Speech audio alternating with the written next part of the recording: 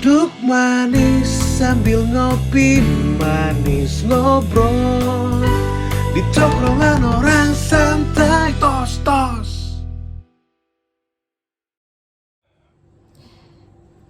Assalamualaikum warahmatullahi wabarakatuh. Sobat Tos, tongkrongan orang santai. Udah lama banget nggak ngobrol-ngobrol. Iya. Tos, aduh, keburu sibuk ini dan itu. So sibuk apa beneran sibuk Nah, kan? kemarin kan ada sinetron, ada apa, sinetron. jadi nggak sempet. Bener. Kita mau ngobrolin apa nih? Terserah kamu kan yang mau nanya-nanya. Sekarang aku jadi hostnya ya? Boleh. Enggak sih. Boleh, Kita boleh, ngobrol-ngobrol santai aja gitu. Ya, Tapi ngos-ngosan. sekarang kesibukannya ngapain aja nih? Sibuk kan lagi bikin duet, bocit, lagi promo di kemarin di podcastnya Gilang, terus mungkin nanti mau ke TV. Insya Allah. Amin, udah masukin lagu-lagu ke platform digital, Oke. The Gurih, Gila, Spotify, Joox, ya gitulah. Udah masuk di platform digital. Ya mudah-mudahan sukses ya lagunya. Amin. Terus nah kemarin dia tuh masuk di Nian Gilang ya. Tuh aku nonton tuh. Nah itu ada yang menarik di situ sih, yang aku pengen tahu, yang kamu belum pernah cerita sama aku. Itu kamu emang dari kecil belajar ilmu-ilmu gitu? Itu bener? Enggak spesifikasi belajar sih. Nah, cuman Kalau spesifikasi belajar kan emang nyari dan memang mempelajari ya. Kalau ini cuman nggak sengaja lah gitu. nggak sengaja, Nggak sengaja. tapi jadi keterusan. Pada akhirnya ya. Aku tuh sebenarnya banyak banget ngalamin kejadian yang aneh selama berumah tangga sama kamu gitu. Contoh. Ya contohnya gini loh, Sobat Tos, ini memang aku nikah udah hampir jalan 12 tahun nih kita nikah. Itu dari awal nikah itu Bobby tuh bisa tiba-tiba nih di tengah jalan ada hutan, misalnya bukan hutan sih, kayak tempat-tempat gelap ya gitulah, seperti hutan tuh dia bisa suruh berhenti dulu, ingat gak sih? Tar dulu, berhenti. Terus apaan sih? Terus tiba-tiba kamu keluar dari mobil, lari ke dalam hutan itu. Terus tiba-tiba pas itu masuk lagi ke mobil, terus kamu buka kaca nih, kan kamu duduk depan waktu itu kan, ada supir kan. Kamu duduk depan, buka kaca depan, terus tiba-tiba kamu yang ngomong, udah ya. Aku ngomong, kamu ngomong sama siapa? Udah ya.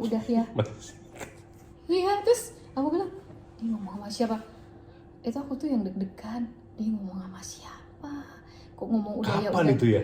Itu yang waktu kita tinggal di Citra Grand, ingat nggak? Itu tahun Arsya itu waktu itu masih umur 3 bulan kalau nggak salah. Arsya umur 3 bulan. Nggak ingat sama sekali. Terus tau nggak, Sobat Tos, tiba-tiba di rumah nih dibacain atu-atu, susternya dibacain, supirnya dibacain. Maksudnya dibacain gimana? Ya dibacain kayak gitu, yang kamu bilang kamu pasang susuk di bagian vital kamu ya. Si susternya, kamu nikah udah 3 kali ya, kamu bohong sama kita ya, baru sekali ngomongnya, padahal kamu udah 3 kali. Terus dan orang tuh pada ngaku, iya pak gitu. Dan yang lebih anehnya lagi, ingat gak sih, kamu nggak ingat sih, bukan kamu sih ya, tiba-tiba anakku kesurupan. Ingat nggak Arsya kesurupan? Kapan? Yang masih bayi, Arsya kesurupan, terus dijagain sama siapa sih, temannya si mama tuh, siapa sih? Kesurupan gimana ya? Arsya itu jejeritan, ini namanya bayi kan, waktu itu anakku masih umur 3 bulan, terus tiba-tiba dia, belum 3 bulan, Arsya itu masih umur, ya pokoknya masih bayi lah. Tiba-tiba dia dijagain, ada yang jagain, nah yang jagain dia itu juga punya ilmu lah gitu, Pio, temennya si mama. Oh iya.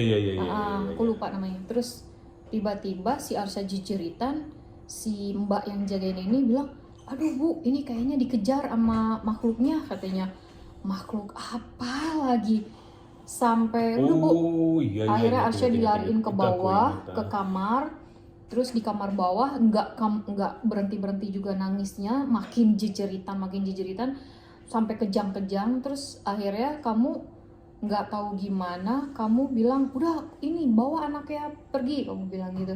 Terus tiba-tiba kamu berantem itu sampai aku intip dari ini kan pintu, astagfirullahaladzim, itu kamu mental. Itu kenapa? Astagfirullah. Kamu tiba-tiba mental ke tembok, terus tiba-tiba kamu api, korek api. Hah? Aku kan bingung, mana gendong anak jeritan. Akhirnya aku ambil ini korek api kamu, terus aku kasih, terus kamu kayak gini nyangkram gini, terus kamu bakar gini kan. Terus alhamdulillah kamu bilang gitu. Udah, terus tiba-tiba kamu sadar gitu. Ya Allah. Itu tuh kejadian yang emang aku nggak pernah lupa sih gitu, karena emang aku step by step menikah sama kamu itu emang bener-bener yang aku melaluinya tuh bener-bener yang aneh banget gitu. Iya, sampai tuh aku nyerah loh, karena aku mikirnya gini, ini orang kenapa dibilang kesurupan? Enggak gitu, dia normal, seperti kalau udah lagi nggak begitu ya normal aja, biasa gitu. Tapi kalau udah dateng itunya, entah apa itu kayak orang yang bukan diri dia gitu. Bahkan pernah mau loncat dari lantai 2 mau ngeloncatin mobil, itu nendang pintu kamar itu sekali tendang jebret langsung kebuka, hancur langsung pintu. Nah aku pikir ya memang ya begitu kali ya gitu. Ternyata pas kita mau pindah dengan pintu yang sebelah yang sama, bentuknya sama, kekuatannya sama, itu didobrak sama 4 satpam, sampai ditendang sama 4 satpam. Nggak kebuka. Kebayangkan kekuatan apa itu yang merasuki dia pada waktu itu. Yeah. Itulah yang aku alami itu baru pernikahan 2 tahun loh itu. Sampai luar biasa itu. Kalau aku cerita mah panjang banget. Nah, sampai terakhir ketemu sama Ustadz Danu ya? Iya. Mau ketemu masih jauh. Dan Aku jujur aja, hal-hal itu nggak ada yang aku inget. Cuman kalau yang tadi Arsya yang waktu bayi itu di rumah kita yang lama tuh, tapi yang kamu cerita berantemnya tuh lupa. Sama sekali lupa. Ya, Minta api nggak inget. Cuman ya aku inget waktu itu. Jadi kita kan kontrak ya. Di rumah itu di sebelah kamar tuh ada kamar mandi di pojok itu kan. Iya. Nah, emang di kamar mandi itu emang ada sosok nenek guys. Iya itu. Nenek di kamar mandi itu dan sering ketemu memang. Cuman belakangan memang dia nggak ganggu sih. Cuman waktu kita kemana gitu ya. Nah akhirnya anakku yang bayi itu mungkin dicolek sama dia. Ya udah akhirnya. Ya cuman apapun itulah ilmu-ilmu yang tidak ada tuntunannya. Ya betul sih. jangan dipelajari, aduh. Karena aku sendiri ya mungkin termasuk perempuan yang kuat juga sih guys gitu ya. Orang bayangin aja jam 2 malam nih, dia pulang syuting nih, jam 2 malam tiba-tiba kan sholat, aku nungguin udah mau tidur gitu, tiba-tiba baca assalamualaikum, terus tiba-tiba ngelirik sama aku tuh seret ke belakang dengan mata yang besar melotot, terus dengan yang kayak keluar kayak air liur gitu. Terus aku yang jam 2 malam mau minta tolong ke siapa coba. Itu aku sampai apa aja ayat kursi segala macam ayat aku baca lah gitu.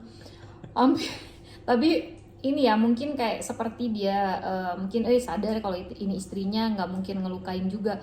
Tapi kan yang ngelihatnya aja, terus tiba-tiba dia turun tangga, pas udah turun tiba-tiba dia naik lagi, turunnya tuh mundur, turunnya mundur.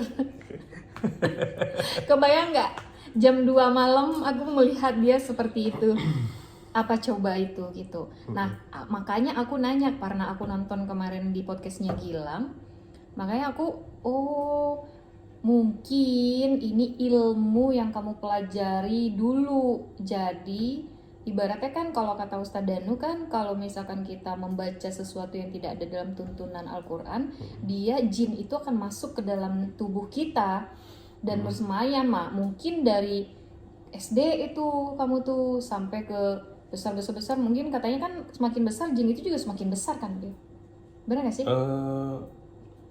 Jinnya sih nggak semakin besar sebenarnya, karena gini, kalau aku belajar sama Pak Ustadz tuh, jin itu diciptakan sama Allah tuh ya seperti itu. Misalkan anak-anak ya udah anak-anak, Oke. dia nggak akan dewasa, nggak akan tua. Oh. Jadi dia diciptakannya umur 5 tahun, misalkan nih seukuran anak umur 5 tahun, ya udah segitu. Tua ya tua, jadi nggak ada tuh istilahnya dia tumbuh besar tuh nggak ada. Nah cuma mungkin pada waktu itu karena masih kecil, ketika memang ada sesuatu yang masuk, katakanlah jin yang masuk, belum bisa sinkron karena akunya masih kecil. Oke. Ketika akunya bertumbuh dewasa, dia mulai bisa masuk karena kan aku mengalami banyak hal, termasuk kedewasaan kan ya. Jadi mungkin dia juga lebih bisa menempatkan gitu. Nah, ini berawal dari sebenarnya guys, kita tuh dalam proses menjalani rumah tangga itu wah banyak banget guru-guru yang pengen masuk ke inian kita, sampai kita juga mungkin ya kamu ngobrol di tempat Gilang juga mengalami fase di mana rumah tangga kita mau berantakan juga karena ilmu itu juga sih, yang termasuk ilmu itu juga ya. Ada kesalahan dalam memilih guru ya gitu. Nah, ini harus hati-hati banget sih.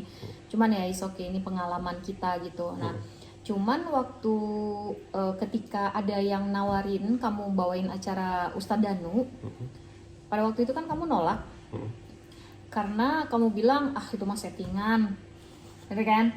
Kamu bilang mikirnya settingan. Terus aku bilang belum tentu settingan, karena ibaratnya kan kita nggak tahu ya. Nah, kita jalanin aja dulu.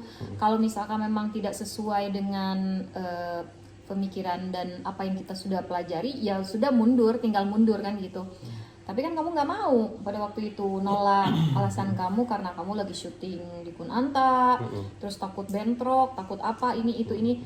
Cuman guys, karena aku berpikir, aku nonton Pak Ustadz Danu kan, acara beliau. Jadi aku berpikir kayaknya nih Pak Ustadz ini bisa paham deh tentang suamiku gitu. Karena selama ini aku nyari guru, kenal sama orang ini, yang ada kita ketipu, banyak ketipunya gitu. Sampai kita ya istilahnya habis-habisan, mobil kejual apa semua, karena ya mungkin jadi kita tuh bodoh lah pada waktu itu, nggak ngerti apa-apa gitu. Nah, ketika ditawarkan Ustadz Danu, beliau bilang ini acara Ustadz Danu itu bohongan, settingan gitu. Aku kekeh karena mungkin beliau hanya dengar dari orang gitu bahwa itu settingan. Akhirnya aku nekat, aku okein.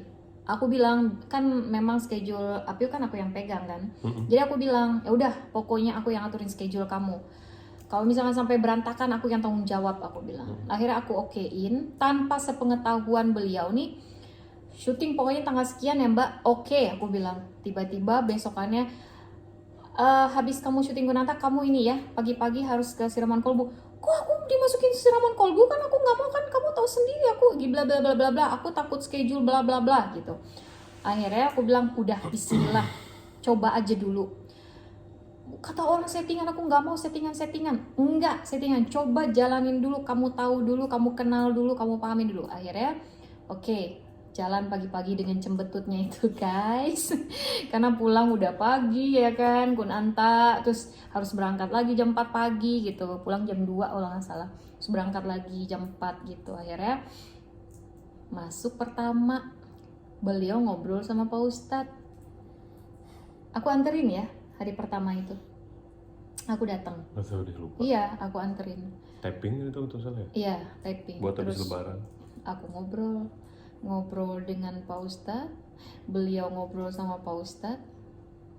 Akhirnya yang tadinya nih suamiku ini sama siapa aja, mau ustaz mau siapa aja, pokoknya nggak pernah mau dengerin gitu.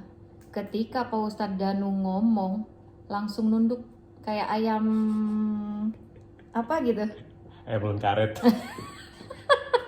Nunduk, diam, malu, dan gak jelas gitu mukanya guys.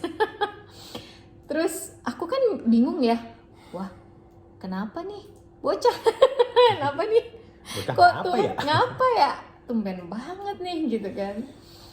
Terus akhirnya Pak Ustadz kan tipikal orang yang maksudnya nggak mau ngebukain, oh kamu begini, nggak, beliau tuh.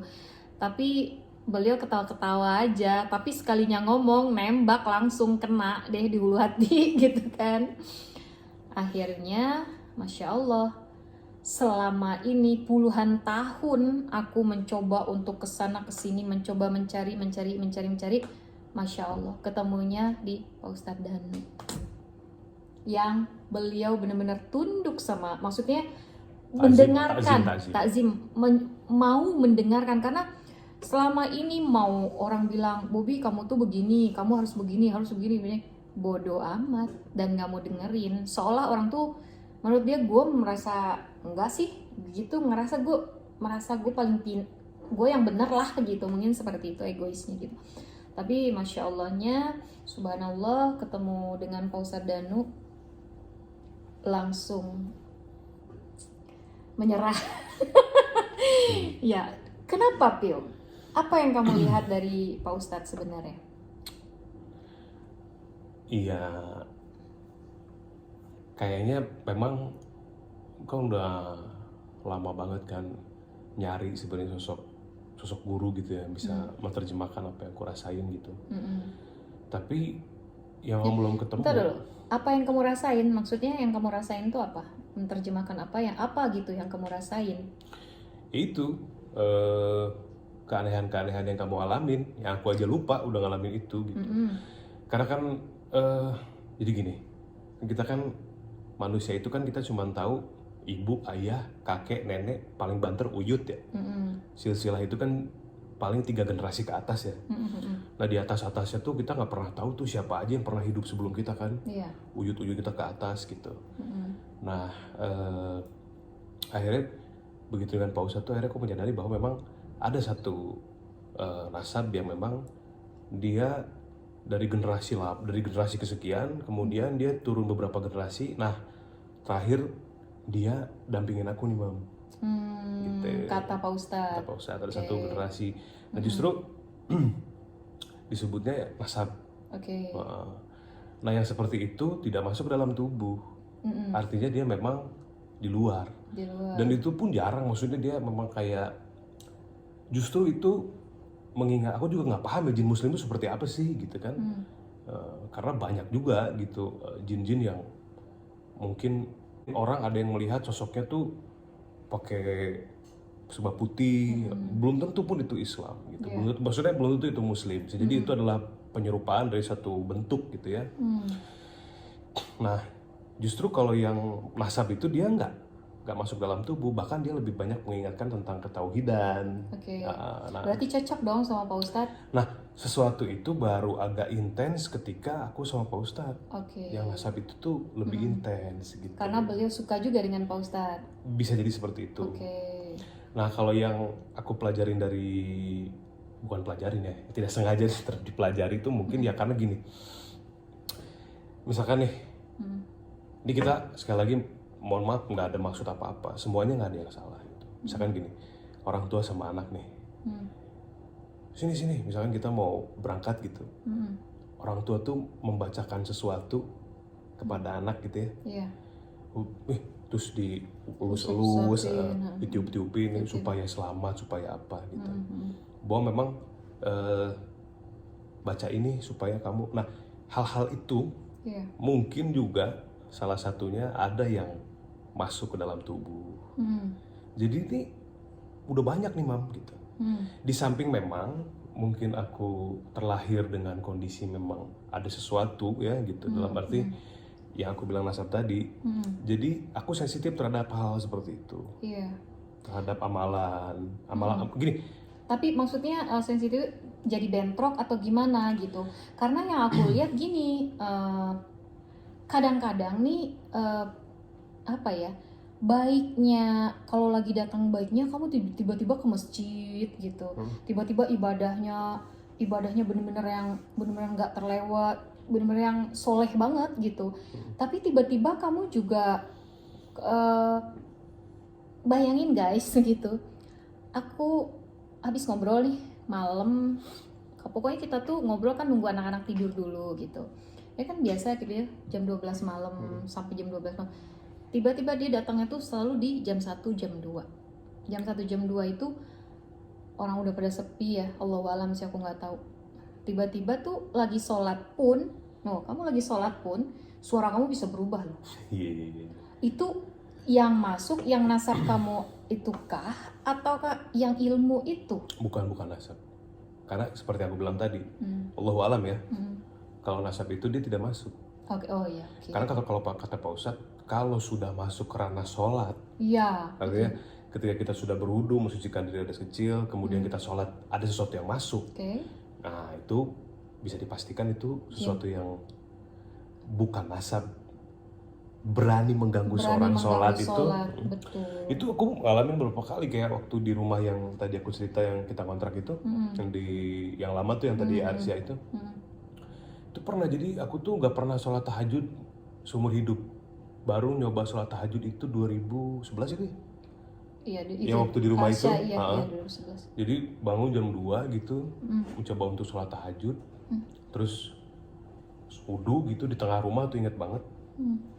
Tengah rumah, baru mau takbiratul ihram, shower kamar mandi, nyala. Astagfirullah. Gitu. Kok kamu gak cerita? Mungkin takut Belum ya? kali ya aku ya Kali. kalau ini. Terus udahlah aku kamar mandi lagi, aku matiin lagi kan showernya.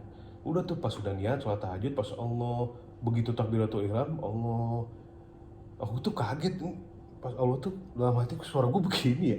Suaranya tuh kayak orang-orang Turki gitu. Iya, aku dengar. Suaranya tuh bagus. Jadi sholat tuh bukan khusyuk mikir, Suara gue bagus juga nih. Makanya aku pas lagi sholat itu kan aku jamaah sama beliau.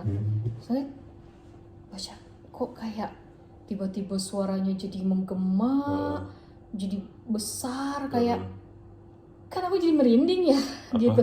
Nadamnya juga enak gitu kan. Terus kan bacaannya emang rada-rada belum nggak fasih-fasih amat gitu, terus tiba-tiba jadi fasih banget gitu bacaannya. Ini kenapa? Ini siapa yang baca gitu? Mau kabur lagi sholat ya kan? Nggak kabur, ini badan merinding semua gitu. Nah itu yang aku alami gitu loh.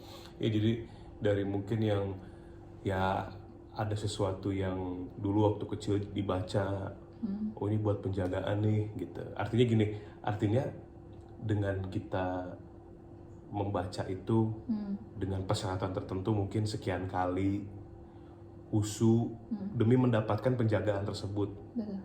Dalam arti kita membaca ini untuk mendapatkan penjagaan. Kayak kita tuh kayak barter sama Allah tuh gitu. Padahal kan inna sholati wa nusuki wa mahyaya wa mamati lillahi rabbil alamin. Semuanya hidupku, matiku, ibadahku gitu ya. Iya, semuanya hanya untuk Allah gitu. Iya. Jadi ketika kita memang ada rasa berharap tentang penjagaan, sebetulnya berdoa kepada Allah pun sudah cukup sebetulnya gitu. Karena ada keyakinan dari keimanan yang membuat kita yakin bahwa Allah akan menjaga kita dengan sesuatu yang tepat pada porsinya gitu. Iya. Nah dari amalan-amalan itu kemudian juga ketemu sama teman-teman yang di podcastnya Gilang, gue bilang bahwa amalan-amalan tersebut seperti sudah menjadi lifestyle gitu. Ya akhirnya jadi gini, amalan dibaca sekian kali, misalkan nih 1000 kali untuk gitu mendapatkan ilmu tertentu. Contoh nih ya, buat ngehantem tembok. Tembok kan keras tuh, kita ada amalan tuh, sehingga tangan ini kayak jadi terasa kebas, panas, kemudian kita ngehantem tembok tuh bisa bebekas lapak tangan kita gitu. Nah itu tuh pakai ayat, maksudnya gini, bukan ayat, sorry, itu tuh pakai bacaan yang dihitung sekian kali, yang diperuntukkan untuk ini untuk itu. Padahal sebenarnya kan Al-Quran itu dibaca karena Allah kan. Jadi sebenarnya akhirnya ayat ini dipotong, dicampur ayat ini dicampur, dipotong. Nah itu tuh pada akhirnya menurut aku nih sekarang gitu, apa yang kita baca itu jadinya maknanya hampir sama dengan mantra. Oh iya, kayak aku misalkan dulu nih, aku juga mau cerita nih sama Pio nih. Dulu kan waktu SMA aku merantau, terus teman-teman aku tuh kan banyak cewek-cewek yang maksudnya biasa lah ya, cowoknya suka sama kita, sama aku gitu. Terus dia sakit hati ke aku, terus aku dibikin sakit gitu. Akhirnya bokap datang ke Jakarta, terus aku disuruh ngamalin nih, baca kamu untuk penjagaan diri gitulah ya. Terus sebenarnya sih yang dibaca tuh kayak Bismillahirrahmanirrahim, La ilaha illa anta subhanaka inni kuntu minaz zolimin. Itu kan ada di dalam Al-Qur'an sebenarnya. Cuman yang salah itu ternyata adalah niatnya. Nah, dulu aku selalu setiap habis sholat aku baca. Jujur Pil, aku belum pernah cerita sama kamu. Dulu aku punya mantan, aku dihantam dengan tangan yang segede apaan tahu itu nggak ada lebam. Pernah kekerasan fisik Dan itu sama sekali nggak lebam. Itu aku bener-bener yang puk. Itu asisten aku, supir aku itu sampai bilang gini, itu orang mati, wah mati gitu. Padahal masya Allah aku nggak sedikit pun nggak ada. Cuman kuping aku aja yang denging gitu. Tapi habis itu udah hilang gitu. Dan aku pas diliatin sama supir aku, asisten aku nggak kenapa-napa gitu, nggak ada maksudnya. Nah itu sebenarnya amalan yang ditujukan oleh bokap aku tuh, kamu baca ini untuk supaya kamu punya baju besi, ngerti nggak? Pada waktu itu bokap bilang nanti habis baca-baca itu ya iniin ke seluruh tubuh kayak gitu, tiupin ke seluruh tubuh. Nah setelah aku kenal sama Pak Ustadz Danu, aku paham bahwa itu ada ilmu yang tidak ada tuntunannya di dalam Al-Quran. Akhirnya aku berdoa, diajarin sama Pak Ustadz berdoa untuk mengeluarkan sendiri ilmu itu, dalam artian ya ilmunya adalah ya di YouTube Pak Ustadz Danu kan banyak banget, dan beliau juga ngasih taunya seperti itu. Jadi alhamdulillah sampai sekarang aku udah nggak mengamalkan itu. Jadi kita baca la ilaha illa anta subhanaka inni kuntu minaz zolimin udah karena Allah saja. Ya baca saja karena Allah. Bismillahirrahmanirrahim itu kan memang tidak ada kemudaratan ya di langit maupun di bumi, itu udah penjagaan yang luar biasa, tapi karena Allah, semata-mata hanya Allah yang menjaga kita gitu.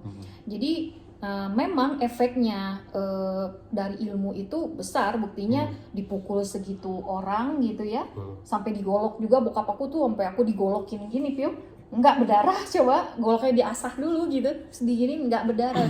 Pada waktu itu ternyata itu salah. Akhirnya ketemu dengan Pak Ustadz, aku mulai mencoba untuk melepaskan dengan cara tuntunan yang tentunya udah diajarkan sama Pak Ustadz. Sebenarnya kalau orang itu paham, insya Allah orang itu bisa berdoa mandiri. Iya. Dengan cara doanya Pak Ustadz tuh kita bisa ngikutin. Iya, aku juga nggak didoain sama Pak Ustadz, aku berdoa sendiri. Nah, yang akhirnya bahwa kalau hanya sekedar ingin menghilangkan ilmu nih, ikutin doanya, itu biasanya jarang yang berhasil. Paham dulu poin-poinnya dari setiap doa itu, paham, kemudian oh iya, kemudian niatkan berdoa itu karena Allah, karena kita menyadari bahwa kita sudah melakukan kesalahan nih. Nah itu insya Allah juga ya. Insya Allah. Semuanya kan balik ke Allah. Aku lihat ya di komennya Gilang tuh, ada yang nanya gini, gue udah berobat sama Pak Ustadz Danu tapi nggak sembuh gitu. Menurut Apiu, apa yang terjadi sama orang ini? Kenapa nggak sembuh? Itu karena apa? Apakah mungkin ya nggak, maksudnya ternyata Pak Ustadz Danu juga ilmunya nggak seberapa, pikiran orang ya. Nah padahal yang sebenarnya terjadi itu seperti apa? Yang pertama mesti digarisbawahi adalah kesembuhan itu milik Allah ya. Allah yang mampu menyembuhkan. Allah yang mampu menyembuhkan. Bukan Pak Ustadz Danu ya. Ustadz Danu seorang manusia biasa sama dengan kita semua. Hanya beliau adalah orang yang senantiasa mengerjakan. Kan dalam Al-Quran itu kan ada doa, ada sejarah, ada tuntunan gitu ya. Dalam hadis pun seperti itu. Beliau adalah orang yang senantiasa mengamalkan itu, mengerjakan itu, baik dibaca, dipahami, kemudian diamalkan. Senantiasa menjaga wudhu. Ini yang aku tahu ya, karena kan udah hampir 2 tahun 4 bulan ya, 2 tahun lebih lah sama sampai beliau. Sampai sekarang pun walaupun nggak syuting juga masih. Beliau tuh senantiasa ada dalam kondisi berwudhu gitu. Kalau salaman sama lawan jenis, bintang tamu misalnya atau siapa, dijaga. Nah itu yang jarang sebetulnya.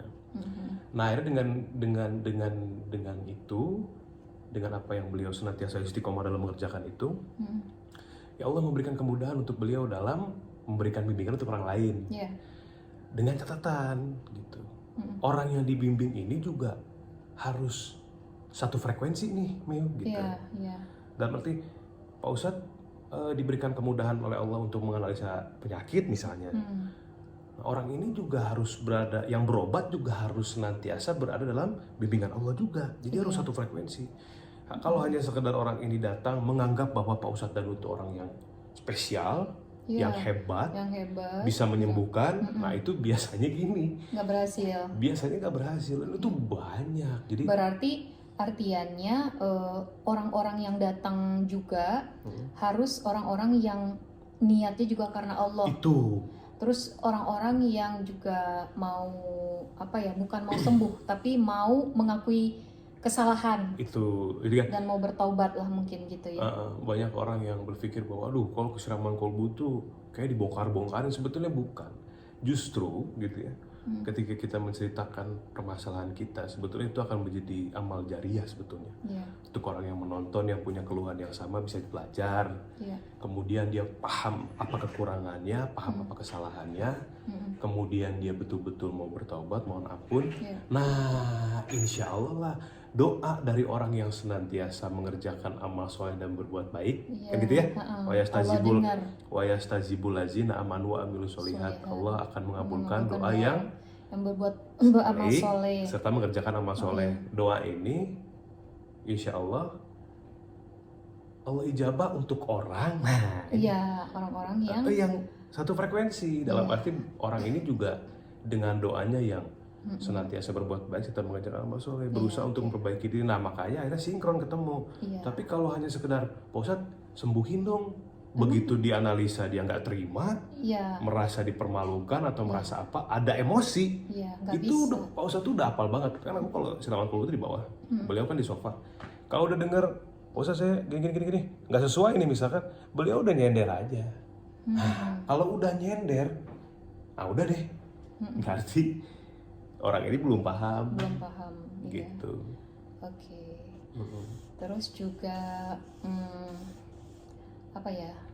Nah kalau masalah yang ilmu tadi nih, pada akhirnya yang aku rasain tuh ya, setelah aku mempelajari, oh iya bener bahwa ternyata banyak sekali bentrokan-bentrokan ilmu ya. Dari yang kita tidak ketahui dulu, yang kita disuruh baca, kita dibawa kemana gitu ya. Katakanlah mungkin ini seorang yang paham lah gitu ya. Dia kasih minuman, di dalamnya tuh pakai spidol, ditulis apa, kita nggak tahu artinya pun apa gitu ya, yang dia tulis itu apa, diminum. Nah, segala sesuatu yang kita alami selama bertahun, karena itu kan sudah menjadi seperti budaya ya memang gitu. Nah, itulah akhirnya yang banyak masuk, sehingga mungkin yang kamu lihat tadi, kadang aku berhenti di mana, kayak hutan gitu. Nah, mungkin ada sesuatu yang sejenis dengan sesuatu dalam tubuh aku, atau ketika aku bisa, mungkin kamu lihat berantem seperti tadi tuh, berarti dalam tubuh aku juga ada ilmu dari amalan yang memang diperuntukkan untuk seperti itu. Iya. Oke, berarti misalkan kayak aku nih, kamu bilang tadi kan walaupun nggak langsung Pak Ustadz Danunya langsung yang mendoakan kita, terus banyak memang di antara penonton-penonton siraman kolbu itu yang memang mereka berdoa sendiri, buktinya mereka sembuh gitu. Berarti mereka paham nih Pio. Kayak aku pada waktu itu yang aku sakit kepala nggak jelas gitu, ingat nggak? Itu aku yang sampai guling-gulingan itu aku nggak pernah sakit kepala gitu sampai segitunya, apalagi ya aku kalau kan kamu tahu sendiri kan nggak pernah minum obat. Itu udah aku itu obat sampai 2 ini sama sekali nggak ada, dan itu kayak orang mau, itu luar biasa, kayak apa ya, aku guling-guling dan mata udah nggak bisa dibuka. Nah itu kan pada waktu itu aku untuk berdoa pun nggak sanggup, udah nggak sanggup, bener-bener yang mau ini tangan pun juga udah nggak bisa gitu. Nah terus kamu waktu itu doain dari jauh, tiba-tiba pas kamu doain tiba-tiba aku keluar semua tuh, Amin. muntah kan. Nah kenapa bisa gitu Pio? Maksudnya gini, apakah ilmu ini yang kamu baca itu ilmu dari Pak Ustadz yang mungkin ikut mungkin juga ke kamu, atau bukan sih ya, nggak ada ya. Cuman maksud aku itu tuh hanya bener-bener yang semata-mata ini aja berarti ya, keyakinan mungkin ya tuh ya. Ya jadi sebelumnya juga mau jelasin dulu, kadang-kadang kan orang berpikir ada orang ngomong Ustadz Danu itu dukun. Banyak. Iya. Ustadz Danu itu bersekutu dengan jin, Ustadz Danu itu bla bla. Yeah. Jujur ya guys gitu, tidak berusaha untuk membela beliau karena tidak perlu ada yang dibela juga karena beliau memang ya subhanallah ya gitu. Iya. Selama aku ada ilmu-ilmu dalam tubuh sebelum Pak Ustadz bantu untuk melepas ya. Walaupun sekarang masih ada sisa-sisanya masih ada gitu. Karena itu kan sudah terlanjur mengalir dalam darah ya. Dia sudah istilahnya sudah Mengikat. bertahun-tahun dan memang betul-betul kita kan manusia tuh gimana naik turun, Mam. Naik turun, iya. Nah, dia juga tidak. Lanjut part 2 guys. Jangan lupa like, comment, share, and subscribe. Terima kasih.